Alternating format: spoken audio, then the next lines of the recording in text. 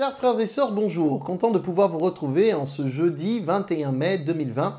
Dans notre calendrier, c'est l'Ascension. On aura l'occasion d'en parler dimanche, Dieu voulant, et de pouvoir aborder ce thème avec beaucoup plus de précision et un peu plus de temps. Je voudrais cependant ce soir partager avec vous la parole de Dieu dans le livre de la Genèse au chapitre 33, faire la lecture à partir du verset 18 jusqu'à la fin du chapitre. Je vous invite donc à le lire avec moi. Il est écrit ceci: à son retour de Padan Aram, Jacob arriva sans encombre à la ville de Sichem, dans le pays de Canaan, et il installa son camp devant la ville. Il acheta la portion du champ où il avait dressé sa tente au fils de Hamor, le père de Sichem, pour 100 pièces d'argent, et là, il construisit un autel qu'il appela El Eloé Israël. Amen. Voilà un beau texte de la parole de Dieu qui nous relate une partie du récit de la vie de Jacob et surtout de son retour de Padan Aram.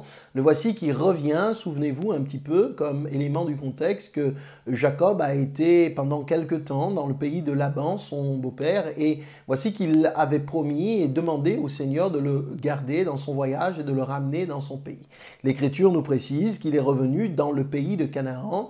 Il y a, on l'imagine, dans son cœur une grande joie, beaucoup de reconnaissance de ce que ce voyage, ce temps qu'il a passé, bien un long moment, qu'il a passé à l'extérieur de son pays de Canaan, le pays de ses ancêtres, le pays de son père Isaac et avant son père, son grand-père Abraham. Et le voici tout heureux, certainement plein de reconnaissance. Il va y construire et bâtir un autel et il montre là symboliquement sa joie, sa reconnaissance envers l'Éternel, de ce qu'il l'a gardé, de ce qu'il l'a protégé, de ce qu'il l'a ramené sans encombre dans son pays. Bien sûr, ce retour au pays n'a pas été sans difficulté. On sait que le contexte n'est pas simple. Jacob devait rencontrer son frère Ésaü et remonte à la surface tout le souvenir douloureux et difficile, la colère, la haine que son frère lui a nourrie suite au fait qu'il lui avait pris son droit d'aînesse. Et on assiste ici à un dénouement qui s'avère finalement positif, encourageant, car Jacob va être en paix avec son frère. On voit donc tout ce contexte aussi, puisque à Péniel, Jacob va avoir ce temps où il va être exposé à une situation assez difficile, assez particulière. Il y a un combat qui est là mis en évidence. La Bible nous dit que Jacob va combattre avec un homme, et cet homme ici va être arriver au bout de tout cela et lui dire: Jacob, je change ton nom, il ne s'appellera plus désormais Jacob, mais il s'appellera Israël. Tout cela vient construire le texte, construire un petit peu ce que nous avons lu ici dans ces quelques versets. On voit et on assiste au retour de Jacob dans cette terre, et il va donc s'installer près de cette ville de Sichem. Il va bâtir là sa cabane, sa maison, la Bible nous dit devant la ville. Et la ville de Sichem a une histoire toute particulière dans la parole de Dieu qui est très marquante du reste. C'est ce souvenir douloureux de la fille de Jacob, Dina, qui va être violée par Sichem, le fils du prince du pays. Et ça a été une situation très compliquée. On sait qu'il va y avoir vengeance, il va y avoir meurtre, il va y avoir tout un contexte là assez particulier, assez compliqué. Jacob en a été profondément attristé et même en colère vis-à-vis de ses deux fils qui avaient commis un acte aussi aberrant, aussi terrible que celui-là, mais ceux-ci lui avaient répondu en disant: nous ne pouvions pas laisser la chose ainsi, notre sœur n'était pas une fille légère pour qu'on puisse ainsi la traiter. Mais voilà que Sichem, donc dans ce lieu, dans ce contexte-là, Jacob, lui, a voulu bâtir, je l'ai dit, un autel. On est dans des contextes de la parole de Dieu qui sont un petit peu, je dirais, répétitifs. On a des puits, on a des maisons qui sont construites, on a des autels qui sont bâtis pour l'Éternel ou même pour d'autres dieux. C'est un contexte culturel très présent et qui porte les marques à un moment donné d'une forme de reconnaissance. Et souvent, la reconnaissance envers la divinité était exprimée par la construction d'un autel. Et cet autel était l'occasion pour exprimer, pour offrir un sacrifice. On donnait souvent des noms. La nomenclature, les noms dans l'Ancien Testament ont énormément de sens et d'importance. On retrouve cela aussi dans le Nouveau Testament, bien sûr, mais dans ce contexte culturel, voilà un petit peu ce qui ressort. Nous avons donc tous ces éléments-là qui convergent, des éléments de culture, des éléments à la fois historiques, puisque cette ville de Sichem va aussi faire partie des choses intéressantes dans le Nouveau Testament, mais en même temps, bien une histoire derrière bien ce contexte-là. On voit que d'un côté, pour Jacob, Sichem, devant cette ville, cela représente pour lui d'un côté une profonde reconnaissance envers Dieu, un profond respect de la personne de Dieu. Il vient de vivre quelque chose d'assez fort, d'assez extraordinaire. Désormais, il avance en paix. Ésaü lui a pardonné, ils se sont réconciliés. Et entre la fin du chapitre 32 et ce chapitre 33 où on voit Jacob qui s'est bel et bien installé dans le pays, eh bien, il y a tout un contexte. On observe que Jacob, jusque-là, n'avait pas encore exprimé, je dirais, de façon claire, explicite, sa reconnaissance envers Dieu. Et c'est pour cause, parce qu'il n'était pas encore arrivé au bout du voyage, il n'était pas encore arrivé à Canaan. Et quand il arrive à Canaan, alors, il est conscient que Dieu a vraiment été avec lui. Il y a eu des épreuves, il y a eu des combats, il y a eu des difficultés, il y a eu un chemin semé d'embûches, de complications. Et je ne parle même pas de Laban qui l'a poursuivi quand il est parti. Donc tout cela semblait perturber Jacob, de se dire, mais est-ce que je vais arriver au bout de mon voyage? Est-ce que je vais arriver au bout de ce que j'ai décidé d'entreprendre? On pourrait d'ores et déjà, avec ces premiers éléments, essayer de se projeter les uns les autres. Peut-être que notre parcours, nos choix, nos décisions, peut-être que notre objectif a été ou est semé de beaucoup d'obstacles, de difficultés, de complications. On essaye, on teste et on sent que le voyage n'est pas évident, qu'il y a beaucoup de choses qui parfois viennent vraiment pour perturber, pour remettre en question peut-être même notre foi, notre confiance en Dieu, notre confiance en nous-mêmes.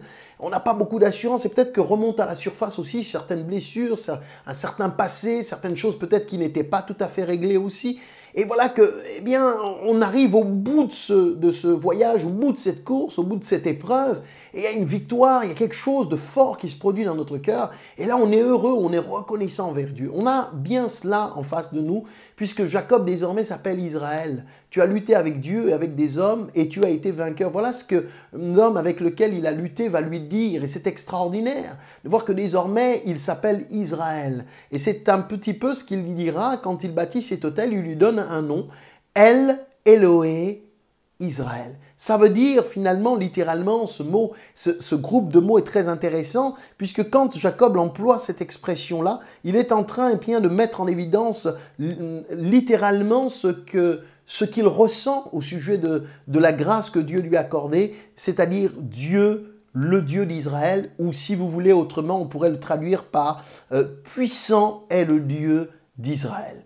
Et pour cause, puissant est le Dieu d'Israël. Il dit puissant est mon Dieu. À cause de ce qu'il a vu, de ce qui s'est passé, il aurait pu être mis à mort, il aurait pu être arrêté, il aurait pu vivre des tas de choses compliquées, mais il dit puissant est le Dieu d'Israël. Puissant est mon Dieu. Et c'est extraordinaire de voir cela. Ça, c'est le point de vue, finalement, de Jacob. Mais je vous l'ai dit, quand on regarde un petit peu le récit, on se rend compte que Sichem, c'est aussi la ville justement devant laquelle il avait bâti tout cela, c'est aussi un contexte très compliqué, avec des blessures aussi qui sont difficiles finalement. Il y a eu là un échec, je dirais, d'un autre point de vue, en tout cas pour Jacob, de constater que sa fille Dina a vécu quelque chose de très compliqué, quelque chose d'assez difficile, et de voir que finalement tout cela n'a pas été à la gloire du Seigneur. La Bible nous dit au chapitre 34, verset 7, « Les fils de Jacob revenaient des champs lorsqu'ils apprirent la nouvelle. Ces hommes furent irrités et se mirent dans une grande colère parce que Sichem avait commis un acte odieux contre Israël. Il avait couché avec la fille de Jacob, ce qui n'aurait pas dû se faire. » Alléluia.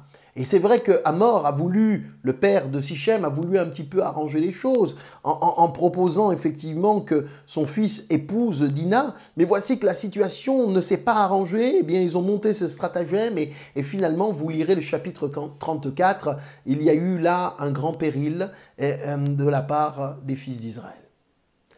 Contexte compliqué, mais tout cela est lié à la situation, on le voit. Maintenant, si je vais un tout petit peu plus loin dans le Nouveau Testament, on découvre ensemble ce texte que l'on trouve dans l'évangile de Jean, chapitre 4. On retrouve ici le Seigneur Jésus, vous le savez, qui avait soif et qui va s'arrêter. Eh bien, on va le lire simplement, ce texte, parce qu'il est intéressant. Il fait écho à ce que nous avons lu ici. Dans Jean, au chapitre 4, je voudrais lire ici à partir du verset 1, tout simplement, les quelques premiers versets de la parole. Il est dit ceci, on va le lire ensemble. Le Seigneur apprit que les pharisiens avaient entendu dire qu'il faisait et baptisait plus de disciples que Jean. À vrai dire, Jésus ne baptisait pas lui-même, mais c'était ses disciples qui le faisaient. Alors il quitta la Judée et retourna en Galilée. Comme il devait traverser la Samarie, il arriva dans une ville de Samarie appelée Sichar, près du champ que Jacob avait donné à son fils Joseph. Là se trouvait le puits de Jacob. Jésus, fatigué du voyage, était assis au bord du puits. C'était environ midi. Une femme de Samarie vint puiser de l'eau. Jésus lui dit « Donne-moi à boire ». En effet, ses disciples étaient allés à la ville pour acheter de quoi manger. Amen. Je ne voudrais pas m'étendre longuement sur la conversation, l'échange que le Seigneur Jésus aura ici avec la femme samaritaine. On connaît tous ce texte. Mais j'aimerais juste reprendre un petit peu ces éléments de contexte. Quand il nous est parlé du Seigneur Jésus qui s'arrête près d'une ville de Samarie qui s'appelle Sichar, et près du champ que Jacob avait donné à son fils Joseph, eh bien ce détail-là est parlant. Il nous est parlé de Jacob, il nous est parlé de Joseph. Il nous est dit que le puits, le champ, en tous les cas, a été donné en héritage à Joseph. Joseph était le fils de Jacob. Donc, si cela a été donné en héritage à Joseph, ça veut dire que ce puits appartenait effectivement à son père Jacob. Or, nous avons lu ensemble qu'effectivement, Jacob s'était installé et qu'il avait bâti là sa maison, qu'il avait même acheté, nous l'avons vu, pour 100 pièces d'argent. À mort, il avait acheté le champ sur lequel il avait établi sa demeure, sa maison. Il s'agit donc du même contexte et du même endroit dans lequel on se retrouve. Quand il nous est parlé ici de Sichar, on retrouve donc ce texte, cette mention qui est faite de ce nom. Et Sichar, c'était un petit village qui se situait près de Sichem. Et Sichem, rappelez-vous ce que je viens de dire, était marqué par un événement tragique et compliqué. Et voici que le Seigneur Jésus se retrouve auprès de ce puits. On a des choses assez intéressantes dans l'Ancien Testament qui sont assez parlantes. Et j'aime beaucoup tous ces exemples et tous ces symboles qui sont, quand on les regarde un petit peu dans leur contexte et quand on prend un petit peu de distance, on a une forme de vision un petit peu différente. Que comprendre de tout cela? Au milieu de Sichem, au milieu de ce contexte qui était compliqué, se croisent toutes sortes de destins, toutes sortes d'histoires, de belles histoires comme El Eloé Israël, mais des histoires même moins belles, plus compliquées, plus difficiles, comme celle que j'ai relatée tout à l'heure au sujet de Dinah, des fils de Jacob. L'histoire ne retient finalement peut-être que ce qui s'est passé de terrible. Et c'est vrai que la mémoire humaine garde souvent le souvenir plutôt de ces combats, de ces luttes, de ce qui est négatif, plutôt que ce qui est positif. Et peut-être trouvons-nous là déjà le sens de ce que je voudrais partager avec vous. Notre vie est faite de hauts et de bas, de bien des circonstances qui ne sont pas toujours évidentes. Mais que voulons-nous garder en mémoire? Voulons-nous rester focalisés sur ce qui n'a pas été, sur ce qui s'est moins bien passé? Ou pourrions-nous trouver, je dirais, une puissance de Dieu, puissance de l'Éternel, au travers des circonstances par lesquelles nous sommes passés? Nous avons un contexte qui fait remonter toutes sortes de choses, mais Dieu, au travers de ce contexte, voudrait certainement nous apprendre et nous enseigner. C'est un petit peu comme celui qui marche dans la vallée de Baca, qui est littéralement appelée la vallée des pleurs, la vallée des larmes, et pour laquelle, il nous est dit dans l'Écriture, il la transforme en un lieu plein de sources. Dieu ne les fait pas sortir de la vallée, mais il dit « poursuivez votre chemin ». Et pendant qu'ils poursuivent leur chemin, pendant qu'ils marchent, leur force augmente et le lieu de leurs larmes devient un lieu plein de sources.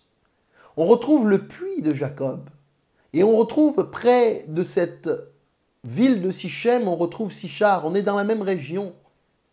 Et on retrouve là aussi se croisant deux destins, deux vies, deux personnes. D'un côté, une vie qui ressemble à cette histoire de Sichem, celle d'une femme samaritaine qui a une vie compliquée, difficile, une vie dissolue, une vie qui, on doit le reconnaître, n'est pas à la gloire de Dieu, moralement répréhensible.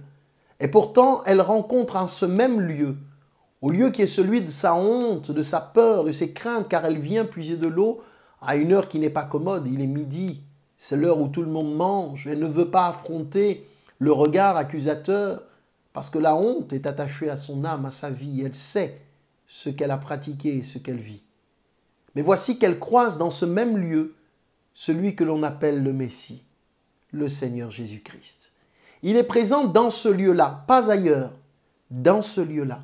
Comme s'il s'agissait de pouvoir rétablir, comme s'il s'agissait de pouvoir redéfinir ce qui fait la gloire de Dieu au milieu des décombres, au milieu des ruines, au milieu de tout ce qui est peut-être abattu dans l'humanité. Mais Christ vient à notre rencontre comme il viendrait à la rencontre de chacun de nous. Nous sommes tous issus d'un contexte, nous sommes tous issus d'une histoire, un parcours. Et il y a, je le crois, des choses qui s'entremêlent, des choses positives, moins positives. Et peut-être que ce qui marque notre attention le plus, c'est ces choses, c'est ces souvenirs qui sont durs, qui sont difficiles, peut-être compliqués. Peut-être que ce qui remonte à la surface, c'est notre présent qui n'est pas si simple. Mais pourtant, Dieu est capable de produire et de faire en sorte que les choses changent. Et même, tout chrétien que nous sommes, nous avons besoin de nous approprier, de nous identifier comme tout à nouveau, à l'image de celui qui nous aime et qui voudrait nous aider à transformer notre lieu de larmes et de pleurs en un lieu plein de sources. Comprenons-nous. On est dans un contexte ici qui n'est pas simple, c'est vrai.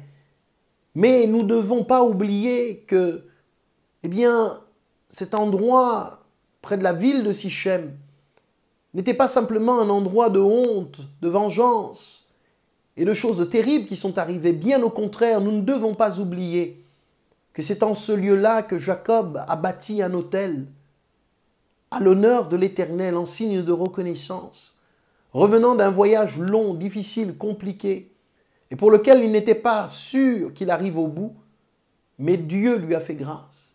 Et alors il peut dire, désormais, je bâtis ici un autel, un symbole de ma reconnaissance, de mon adoration vers Dieu, El Elohe, Israël. Puissant est le Dieu d'Israël. Alors ce puits est là, les uns et les autres viennent puiser de l'eau, mais l'histoire est passée et les gens ont certainement oublié ce qu'il en était. Ce qui est intéressant avec l'histoire du puits, bien sûr que les peuples de l'Ancien Testament avaient de nombreux bétails et il fallait les nourrir, mais aussi les abreuver. Et avoir un puits, c'était quand même quelque chose d'assez précieux. Jacob avait ce puits qui était là. Et ses animaux y ont bu, ses bêtes y ont bu. D'ailleurs, la femme samaritaine le dit au Seigneur Jésus. Elle lui répète ces paroles-là quand il lui demande de l'eau à boire et qu'il lui dit que lui, il lui donnerait de l'eau vive. Elle lui dit, mais es-tu plus grand finalement que notre père Jacob? Ses animaux y ont bu, ses bêtes y ont bu, ses fils y ont bu. Mais l'eau qu'elle boit ne rassasie pas son âme. Comprenez que l'espérance qui découle de ce lieu ne produit pas ce que ce devrait produire. Oui, car cette eau qui abreuve, mais qui pourrait symboliquement aussi nous renvoyer à toute cette espérance dont l'âme a besoin. Et souvent notre âme peut se priver de cette espérance, manquer de cette espérance, parce qu'elle est bloquée, parce qu'elle est figée, parce qu'elle est retenue par l'histoire, retenue par le parcours, retenue par les combats qu'elle a vécus. Si bien qu'il peut y avoir là de l'espérance, il peut y avoir dans ce que je lis ici dans la Bible de l'espérance, mais parce que ma mémoire est teintée d'obscurs souvenirs ou de douloureuses expériences qui me bloquent et me retiennent, eh bien, le miroir de la parole qui vient pour désaltérer, l'eau qui vient pour désaltérer, ne peut pas produire ce qui est attendu. Et cette femme qui était là, eh bien, symboliquement, même si ce puits était plein de belles histoires, plein de beaux souvenirs, elle n'a pas su tirer profit de cela. Et c'est pour cela que Jésus lui dit, « Moi, je te donnerai de l'eau vive. » Et il y a quelque chose de très encourageant dans tout cela. C'est vrai, je l'ai dit, nous sommes issus de notre contexte, de nos histoires, Et parfois, on voudrait bien pouvoir gommer les choses, les effacer et vivre autre chose. Mais voyez-vous, je crois que dans ces contextes-là, malgré tout, il y a une grâce particulière du Seigneur capable de se manifester à l'endroit de tous ceux et celles qui espèrent en lui, de tous ceux et celles qui gardent le regard fixé sur lui. On est peut-être issu d'un contexte familial particulier, d'un contexte de vie particulier. Peut-être qu'il y a dans notre parcours des choses qui ont jalonné comme cela notre marche et notre route.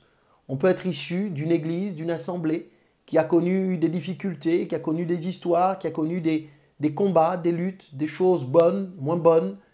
Et peut-être que tout ce contexte-là, au fil des années, finit par se cumuler et ainsi de suite.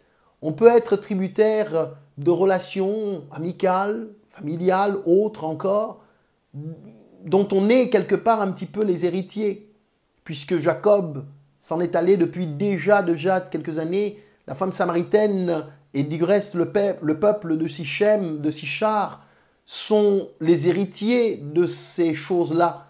J'ai envie de dire de ces promesses, mais ils n'entrent pas dans ces promesses, parce qu'il y a bien des choses dans leur présent qui les empêchent d'y entrer.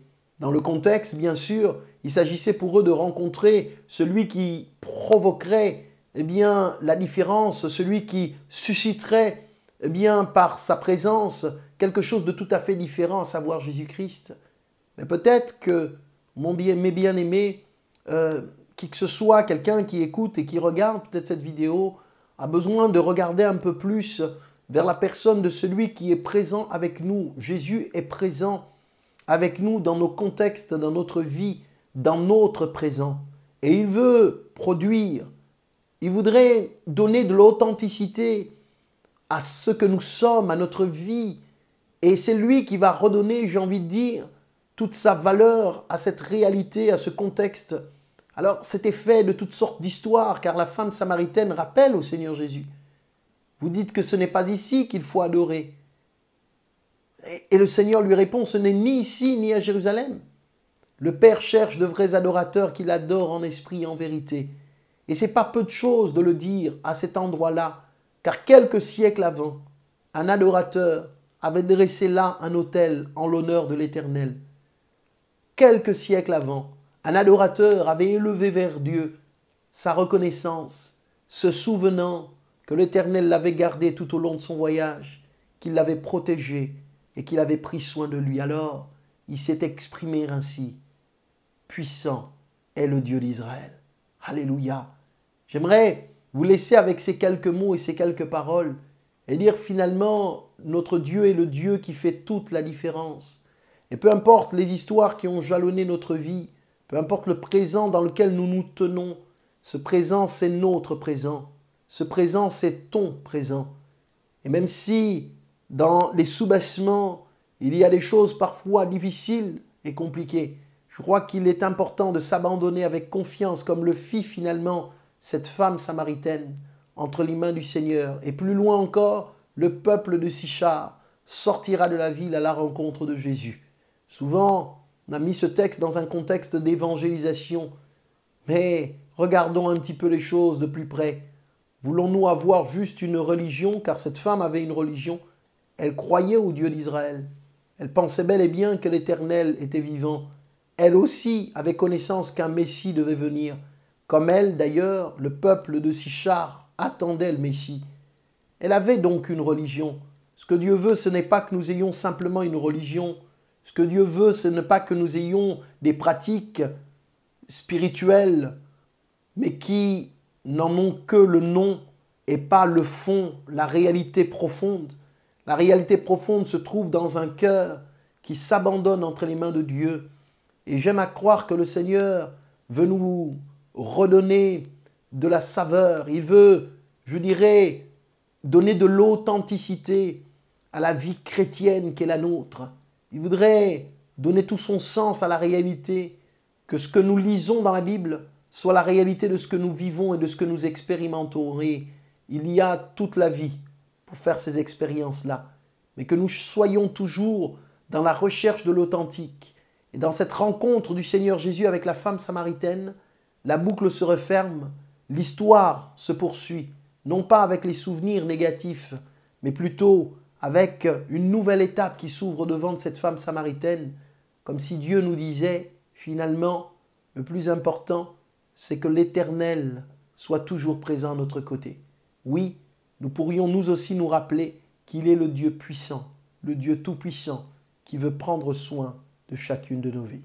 Que Dieu vous bénisse, mes bien-aimés, et qu'il fasse en sorte que nous vivions dans l'authenticité d'une relation profonde avec le bien-aimé Sauveur, qui lui, par la grâce et la puissance qui est la sienne, est capable de redonner de la valeur, de la saveur, et de faire en sorte que tous les jours, nous vivions à l'ombre de cette réalité pour nos vies. Que Dieu vous bénisse et qu'il vous accorde sa grâce. Merci mon Dieu, mon Seigneur et mon Roi, pour tout ce que tu ne cesses de faire dans nos vies et pour tout ce que tu souhaites nous communiquer.